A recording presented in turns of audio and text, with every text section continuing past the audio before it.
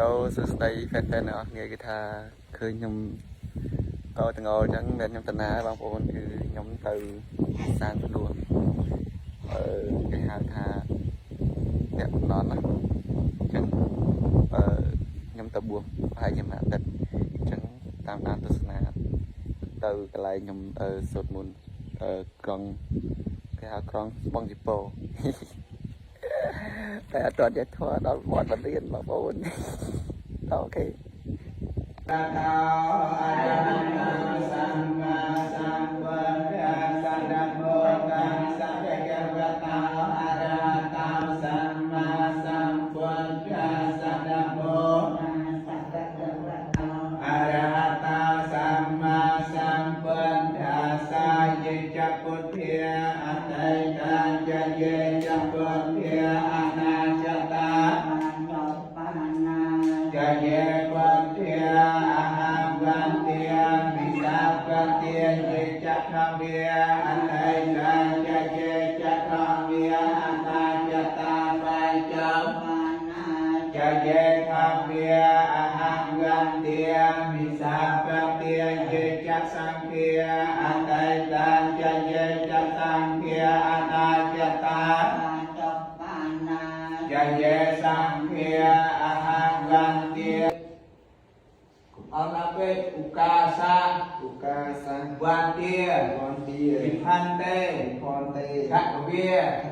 សាប់ទាំងអបរាខាង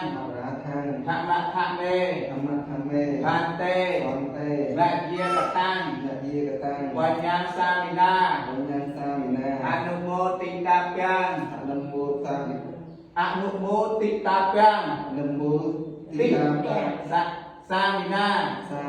កតាបញ្ញាបាយហាងទាតាពាំងសាធុអនុមោទាមិគួយបាយគួយបីដងគួយចំហោចឹងបានដែរវ៉ាន់ទាវិផានទេសកវិសាពាំង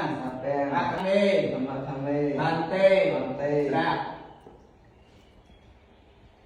ហើយក៏រៀបរាប់អត់ដល់ព្រម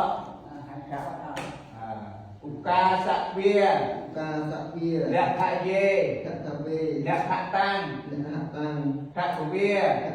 សាពាំងអប្រាខាងធម្មខមេបានទេឧកាសវាលក្ខយេលក្ខតាំងវាលក្ខយេអ្នកខតាំង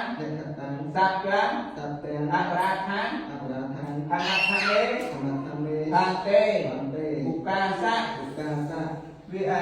សខមាវិផានទេសខមាវិផានទេ